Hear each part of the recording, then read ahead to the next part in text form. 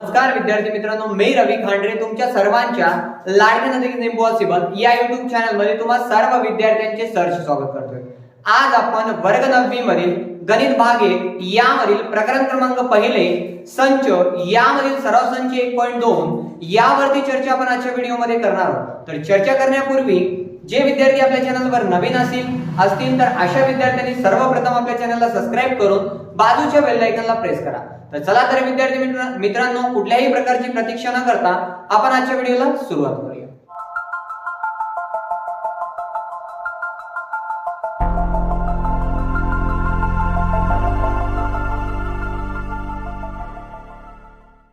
बघा विद्यार्थी मित्रांनो, सराव संच 1.2 सुरुवात करण्याच्या पूर्वी आपल्याला काही संचाचे प्रकार दिलेले आहेत, तो आपण अभ्यासून घेऊन सराव संचाला आपण सुरुवात करूया, की जेणेकरून प्रकार जर आपल्याला लक्षात आले तरच आपल्याला सराव संच 1.2 समजेल, अन्यथा आपल्याला सराव संच 1.2 समजणार नाही। तर यामधलं पहिलं आहे एक घटक संच। काय? एक घटक संच। आता एक घटक संच कशाला म्हणायचंय? एक घटक संचाची व्याख्या काय दिलेली आहे की ज्या संचामध्ये फक्त एकच घटक असतो अशा संचाला आपल्याला काय म्हणायचंय? एक घटक संच असे म्हणतात। त्याच्यानंतर आहे रिक्त संच। त्याच्यानंतर काय? रिक्त संच। रिक्त संच म्हणजे काय? की ज्या संचामध्ये दिलेल्या गुणधर्माचा एकही घटक नसतो अशा संचास आपल्याला रिक्त संच असे म्हणतात, बरोबर आहे। त्याच्यानंतर पुढचं जे संच आहे त्याला म्हणतोय आपण शांत संच। काय म्हणतोय? शांत संच। शांत म्हणजे काय?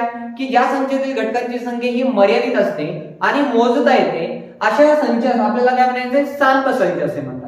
आता पुढचं जे संच आहे त्याला घ्यायचे अनंत संच। कोणता संच आहे? अनंत संच। नावाप्रमाणे की ज्या संचातील घटकांची संख्या ही मर्यादित असते व मोजता येत नाही अशा संचास आपल्याला म्हणायचंय अनंत संच। त्याच्यानंतर एक शेवटचा जो संच आहे तो म्हणजे समान संच। तो म्हणजे समान संच। समान संच म्हणजे काय बघा, समजा ए आणि बी हे दोन संच असतील, संच ए मधील प्रत्येक घटक संच बी मध्ये असेल आणि संच बी मधील प्रत्येक घटक जर संच ए चा देखील घटक असेल तर संच ए आणि संच बी हे दोन संच समान आहेत असं आपल्याला म्हणता येईल। पुन्हा एकदा रिपीट, एक घटक संच म्हणजे काय? की ज्या संचामध्ये फक्त एकच घटक असतो अशा संचास एक घटक संच म्हणा। त्याच्यानंतर रिक्त संच, ज्या संचामध्ये दिलेल्या गुणधर्माचा एकही घटक नसतो अशा संचास आपल्याला म्हणायचं रिक्त संच। शांत आलं की संचातील घटकांची संख्या ही मर्यादित व मोजता येते, त्याला आपल्याला म्हणायचं शांत संच। अनंत संच म्हणजे काय? की ज्या संचातील घटकांची संख्या ही मर्यादित असते व मोजता येत नाही अशा संचास आपल्याला म्हणायचं आहे अनंत संच। त्याच्यानंतर शेवटचा संच, दोन संच असतील, दोन्ही संचातील घटकांची संख्या हे दोन्ही संच जर असतील तर आपल्याला दिलेले दोन संच समान आहेत असं आपल्याला म्हणता येते। याला आपण काय करूया बघा विद्यार्थी मित्रांनो, याला आपण ग्रप करूया। आता आपण काय करूया? सराव संचाला सुरुवात करूया। फक्त आपण संचाचे जे प्रकार होते त्याची आपण व्याख्या बघण्याचा प्रयत्न केलेला आहे। तर आता समजून घेऊया की नेमकं सराव संच 1.2 सोडवायचं कसं। सराव संच 1.2 यामधील प्रश्न क्रमांक पहिला आपल्याकडे दिलेला आहे, खालीलपैकी कोणते संच समान आहेत व कोणते संच समान नाहीत ही आपल्याला सहकारण लिहायचे, बरोबर आहे। काय करायचंय? कोणते संच आपल्याला समान आहेत आणि कोणते नाहीत ते आपल्याला लिहायचे। आता पुढे तीन संच दिलेले आहेत, तीन संच पण समान असण्यासाठी तिन्ही संचातील घटकांची संख्या ही सारखी असली पाहिजे। कशी असली पाहिजे? सारखी किंवा समान असली पाहिजे। तर बघूया आपण, ए बरोबर आपल्याला महिरपी कंसामध्ये दिलेलं आहे की संच ए चे घटक x असे आहे की x हे आपल्याला एक समीकरण दिलेलं आहे। त्या समीकरणाला सोडवल्यानंतरच आपल्याला x ची किंमत मिळेल आणि त्या किमतीला आपल्याला महिरपी कंसामध्ये घेता येईल। तर सर्वप्रथम बघा, कुठल्याही संचाचा प्रकार ठरवत असताना दिलेले जे संच आहेत त्यांना आपल्याला यादी पद्धतीने आपल्याला लिहून घ्यायचंय। यादी पद्धतीने लिहिल्यानंतरच त्याचे आपल्याला वर्गीकरण आपल्याला करता येईल। तर बघा, इथे एक समीकरण दिलेलं आहे, त्याला आपण व्यवस्थित खाली उतरून घेऊया। 3x - 1 बरोबर आहे 2। पुढे काय होणार? संख्या बरोबर चिन्हाच्या पलीकडे जाणार म्हणजे इकडे राहणार 3x बरोबर 2 आपल्या जागेवरती, ऋणच 1 इकडे आलं धन 1 म्हणजे 3x बरोबर 2 + 1 झाले 3। आता 3x याच्यामध्ये क्रिया कोणती आहे? गुणाकाराची। तर गुणाकाराची चिन्हे बरोबर चिन्हाच्या पलीकडे गेल्यानंतर ती जाणार भागाकारामध्ये, x बरोबर 3/3 म्हणजे x बरोबर आपल्याकडे मिळतोय 1। म्हणजे उत्तर लिहिताना आपल्याला अशा प्रकारे लिहिता येते, a बरोबर महिरपी कंसामध्ये किती मिळतोय? 1। कसं आलं कळालं? संच ए चे घटक x असे आहेत की आता रेषेच्या समोर गुणधर्म असा आहे की ते एक समीकरण दिले, समीकरणाला सोडवल्यानंतर x ची किंमत 1 मिळाली म्हणजे एक घटक दिलेल्या संचामध्ये a या संचामध्ये। पुढे आपल्याला काय दिलेलं आहे बघा, संच बी चे घटक x असे आहे की x ही नैसर्गिक संख्या आहे पण x मूळही नाही व संयुक्त आहे। x ही नैसर्गिक संख्या म्हणल्यानंतर नैसर्गिक संख्येची व्याख्या काय की ज्या संख्येची सुरुवात 1 पासून होते तर ते पुढे अनंतापर्यंत असतात अशा सर्व संख्यांना आपल्याला नैसर्गिक संख्या म्हणता येते. पण x ही संख्या नैसर्गिक आहे पण x ही संख्या मूळही नाही आणि संयुक्तही नाही. आता मूळही नाही आणि संयुक्तही नाही अशी संख्या कोणती? एक ही अशी एकमेव संख्या आहे की जी मूळ पण नाही आणि संयुक्त पण नाही. मग आपल्याला b बरोबर महिरपी कंसामध्ये आपल्याला घेता येतोय 1. बरोबर आहे. आता पुढचं काय दिलेलं आहे बघा विद्यार्थी मित्रांनो, पुढे पण एक आपल्याला गुणधर्म पद्धतीनुसार एक संच दिलेला आहे, त्याचं रूपांतर आपल्याला यादी पद्धतीमध्ये करायचं. तर याला आपण व्यवस्थित वाचन करून घेऊया. संच c चे घटक x असे आहे की x हा नैसर्गिक संख्याचा घटक आहे. संच c चे घटक x असे आहे की x हा नैसर्गिक संख्याचा घटक आहे आणि x ही संख्या 2 पेक्षा लहान नैसर्गिक संख्या आहे. आता 2 पेक्षा कुठल्या प्रकारची लहान नैसर्गिक संख्या आहे? संख्येची सुरुवात होते 1 पासून तर ते पुढे अनंतापर्यंत. 2 पेक्षा लहान म्हणजे 1 ही अशी एकमेव संख्या मिळते. मग इथं आपल्याला अशा प्रकारे लिहिता येते c बरोबर 1. बरोबर आहे. मग संच a मधील घटक जर बघितला तर 1 आहे, संच b मध्ये बघितला तर 1च आहे, c मध्ये बघितला तर 1च आहे. संच a b c या तिन्ही संचातील घटकांची संख्या सारखी आहे. मग याला आपल्याला असं म्हणता येते विधान क्रमांक 1, याला देऊया आपण विधान क्रमांक 2 आणि याला देऊया आपण विधान क्रमांक 3. बरोबर आहे. मग विधान 1 व विधान 2 आणि विधान 3 वरून आपल्याला इथे लिहिता येते विधान 1 स्वल्पविराम 2 व 3 वरून कसं लिहिता येते? म्हणून संच a बरोबर b बरोबर c. कारण संच a b c हे कोणते संच आहेत? समान संच आहेत. समान कशामुळे म्हणायचंय? कारण संच a मधील घटक संच b मध्ये, संच b मधील घटक संच c मध्ये आहेत आणि संच a मधील घटक c मध्ये. म्हणजे प्रत्येक संचातील घटकांची संख्या ही सारखी असल्यामुळे दिलेले तिन्ही संच संच a b c हे कोणते संच आहेत? समान संच आहेत आणि त्यांना लिहायचं कसं? म्हणून संच a बरोबर संच b बरोबर संच c. अशा प्रकारे आपल्याला उदाहरण क्रमांक 1 सोडवता येतोय. व्हिडिओ जर तुम्हाला आवडत असेल तर व्हिडिओला लाईक करायला विसरू नका. बघा पुढचं उदाहरण आपल्याकडे काय दिलेले आहे त्याला आपण व्यवस्थितशीर समजून घेण्याचा प्रयत्न करूया. त्याला आपण अगोदर वाचन करूया. a व b समान आहेत का सहकार्य. आत्ताच आपण उदाहरण क्रमांक 1 सोडवलं. बरोबर आहे. समान म्हणजेच काय की संच a आणि संच b हे दोन संच असतील. संच a मधील प्रत्येक घटक संच b मध्ये आणि संच b मधील प्रत्येक घटक जर संच a चा देखील घटक असेल तर संच a आणि संच b हे दोन संच समान आहेत असं आपल्याला म्हणता येईल. आता पुढे आपल्याकडे दोनच संच आहेत a आणि b. याला आपल्याला समान आहेत की नाही दाखवण्यासाठी दिलेले संच आपल्याला यादी पद्धतीनुसार आपल्याला लिहून घ्यायचे. बरोबर आहे. तर सर्वप्रथम आपण काय करूया दिलेल्या संचांना यादी पद्धतीनुसार आपण लिहून घेऊया. तर a बरोबर आपल्याकडे काय दिलेले आहे? सम असलेल्या मूळ संख्या. मूळ संख्या जर आपल्याकडे अनंतापर्यंत आहे पण त्यामधून सम असलेली मूळ संख्या आपल्याला बघायची. 2 ही अशी एकमेव संख्या आहे की जी सम पण आहे आणि मूळ पण आहे. मग आपल्याला काय करता येतंय बघा. a बरोबर महिरपी कंसामध्ये फक्त 2 ही अशी एकमेव संख्या मिळते म्हणून a बरोबर महिरपी कंसामध्ये किती मिळतोय? 2 मिळतो. त्याच्यानंतर पुढे बघा संच b चे घटक x असे आहेत की x ची जर किंमत मिळवायची राहिली तर x चं समीकरण दिले आहे. म्हणजे संच b चे घटक x असे आहेत की 7x - 1 बरोबर 13 x ही अशी संख्या आहे. बरोबर आहे. मग आता x चे घटक x ही संख्येची किंमत मिळवायची असेल तर दिलेलं समीकरण खाली व्यवस्थित उतरून घेऊन त्याला आपल्याला व्यवस्थित सोडवायचं आहे. तर त्याला आपण लिहून घेऊया 7x - 1 बरोबर आहे 13. संख्या बरोबर चिन्हाच्या पलीकडे न्या. इकडे राहणार 7x बरोबर 13 आपल्या जागेवरती. ऋण सहित तिकडे गेल्यानंतर काय होणार? धन 1 होणार. 7x बरोबर 13 अधिक 1 किती झाले? 14. तर 7 आणि x मध्ये गुणाकाराची क्रिया आहे. गुणाकाराचे 7 हे बरोबर चिन्हाच्या पलीकडे जाणार, ते जाणार भागाकारामध्ये. मग x बरोबर 14 आपल्या जागेवरती आणि हे 7 आले भागाकार. बरोबर आहे. 7 आणि 14 ला भाग लावा. 7 1 7 7 आणि 14 तर x बरोबर आपल्याकडे मिळतोय 2. तर याच्यामध्ये b बरोबर महिरपी कंसामध्ये 2 मिळतो. बघा विद्यार्थी मित्रांनो दिलेल्या संचाला आपल्याला यादी पद्धतीने लिहिल्यानंतर काय आठवण येते की संच a आणि संच b या दोन्ही संचातील घटकांची संख्या ही सारखी आहे. बरोबर आहे. सारखी असेल तर याला आपल्याला काय करता येते? याला आपल्याला विधान क्रमांक 1 द्यायचे आणि याला आपल्याला द्यायचे विधान क्रमांक 2. आता विधान 1 आणि विधान 2 वरून आपल्याला बघितल्यानंतर लक्षात येते की a व b हे दोन संच समान संच आहेत असं आपल्याला म्हणता येते. मग इथं आपल्याला व्यवस्थित लिहायचे विधान 1 व 2 वरून म्हणून a बरोबर आहे b. अशा प्रकारे आपल्याला उदाहरण क्रमांक 2 सुद्धा सोडवता येतोय. तर लागलीच आपण उदाहरण क्रमांक 3 आणि उदाहरण क्रमांक 4 सुद्धा आपण पाहणार आहोत. बघा विद्यार्थी मित्रांनो, पुढील जे उदाहरण आहे ते काय सांगितलेलं आहे बघा. प्रश्न क्रमांक 3 आपल्याकडे काय, खालीलपैकी कोणते संच रिक्त आहेत ते आपल्याला सहकारण लिहायचं आहे. रिक्त संच म्हणजे काय की ज्या संचामध्ये दिलेल्या गुणधर्माचा एकही घटक नसतो अशा संचास आपल्याला काय म्हणायचं, रिक्त संच असे म्हणतात. बरोबर आहे.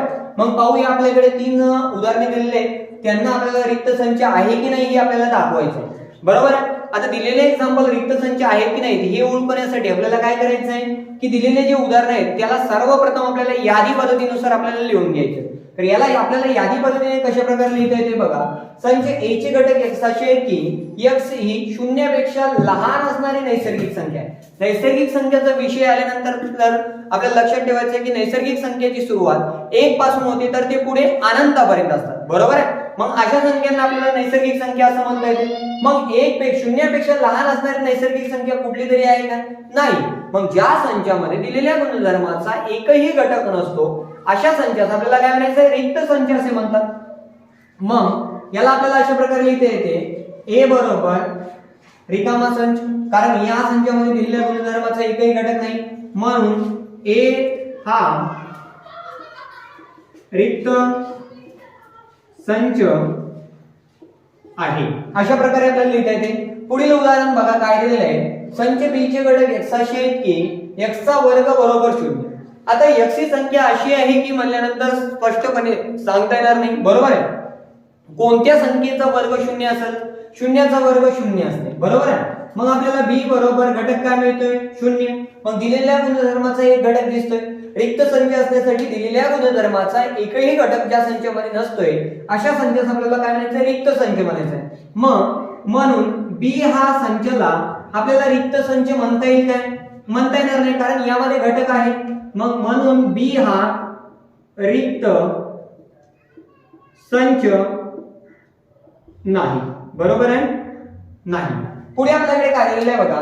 पुढे एक उदाहरण दिलेलं आहे, तिसरं एक्झाम्पल. संच C चे घटक x असे आहे की इथं पण आपल्याला एक समीकरण दिलेलं आहे. समीकरणाला सोडवल्यानंतर x या नैसर्गिक संख्येचा घटक आहे. आता याला सोडवल्यानंतरच आपल्याला कळेल की दिलेला घटक हा नैसर्गिक संख्येचा घटक आहे की नाही. तर त्याला आपण व्यवस्थित खाली उतरून घेऊया. 5x - 2 बरोबर आहे 0. संख्या बरोबर चिन्हाच्या पलीकडे न्या. 5x बरोबर 0 अधिक 2 म्हणजे 2, म्हणजे x बरोबर 2/5. आता x बरोबर 2/5 आलं. आता 2/5 ही संख्या नैसर्गिक संख्या आहे का, नाही. मग याला आपल्याला काय करता येते की दिलेल्या संचाचा गुणधर्माचा एकही घटक संचामध्ये आढळत नाही, म्हणून आपल्याला काय करता येते, c बरोबर रिकामा संच. कारण का लिहायचे, 2/5 हा नैसर्गिक संख्येचा घटक नाही, म्हणून c हा रिक्त संच आहे. अशा प्रकारे आपल्याला उदाहरण क्रमांक 3 ला सॉल्व्ह करता येते. पुन्हा एकदा रिक्त संख्येची व्याख्या जर तुम्हाला लक्षात असेल तर त्यांना आपल्याला व्यवस्थित पद्धतीने आपल्याला सोडवता येते. तर लागलीच आपण उदाहरण क्रमांक 4 पाहणार आहोत. तर उदाहरण क्रमांक 4 मध्ये आपल्याकडे 6, 7 अशी गणित दिलेली होती. तर मी बोर्डावरती फक्त 4 गणित लिहिलेले आहेत, बाकीचे गणित मी तुम्हाला लागलीच सांगतो. बघा उदाहरण प्रश्न क्रमांक 4 काय दिलेले आहे, कोणते संच शांत, खालीलपैकी कोणते संच शांत व कोणते संच अनंत आहेत असे आपल्याला लिहायचे. तर शांत आणि अनंत हे अगोदर आपण समजून घेऊया. शांत म्हणजे काय की ज्या संचामध्ये घटकांची संख्या ही मर्यादित असते व मोजता येते अशा संचास आपण म्हणतोय शांत संच. अनंत याने काय की ज्या संचातील घटकांची संख्या ही अमर्यादित असते. अमर्यादित म्हणजे त्याला कुठल्याच प्रकारची मर्यादा नसते व त्यातील घटक आपल्याला मोजता येत नाही अशा संचास आपल्याला म्हणायचं आहे अनंत संच. तर शांत आणि अनंत जर समजलं असेल तर आपण प्रश्न क्रमांक 4 ला आपण सोडवायला सुरुवात करूया. बघा उदाहरण क्रमांक 1 काय दिलेलं आहे, संच A चे घटक x असे आहेत की x ही 10 पेक्षा कोणती संख्या आहे, 10 पेक्षा लहान संख्या आहे आणि x ही नैसर्गिक संख्या. आता 10 पेक्षा लहान असणारी नैसर्गिक संख्या कोणते, तर याला आपण व्यवस्थित लिहूया.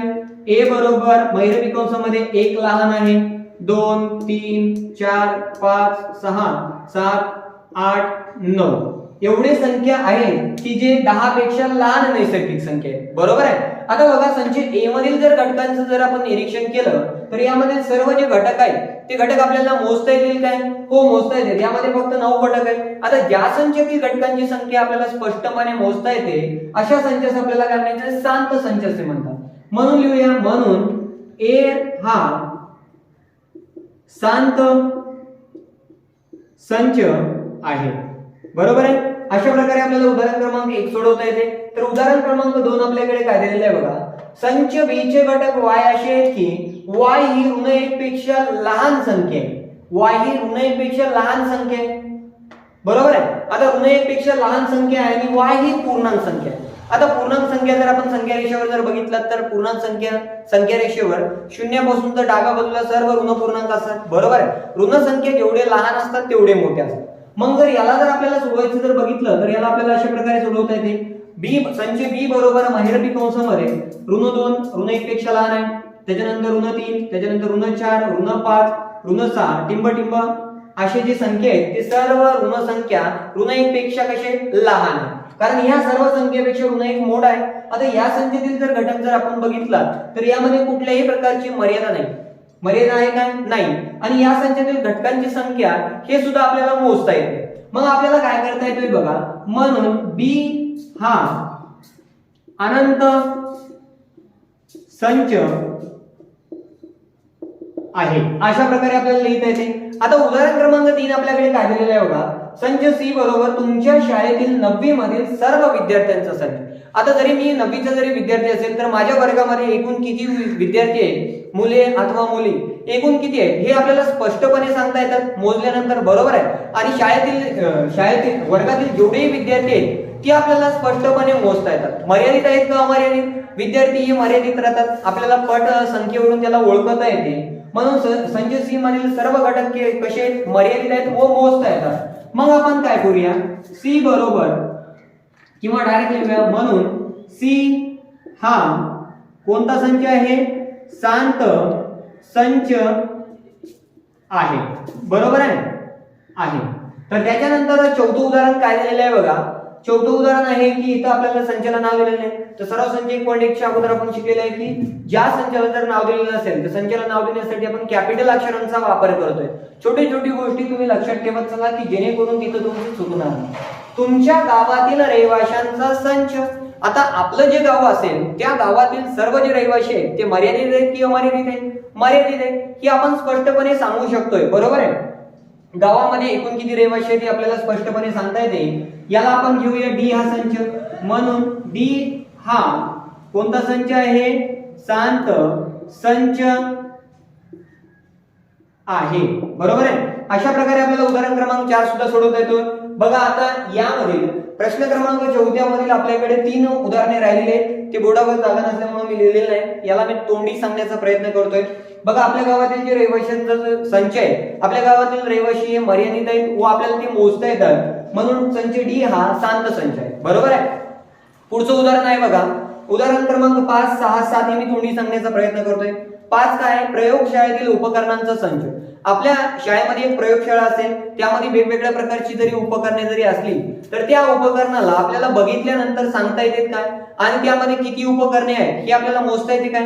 हो मोजता येतो. प्रयोगशाळेमधील उपकरणे वाढ होईल काय? होणार नाही.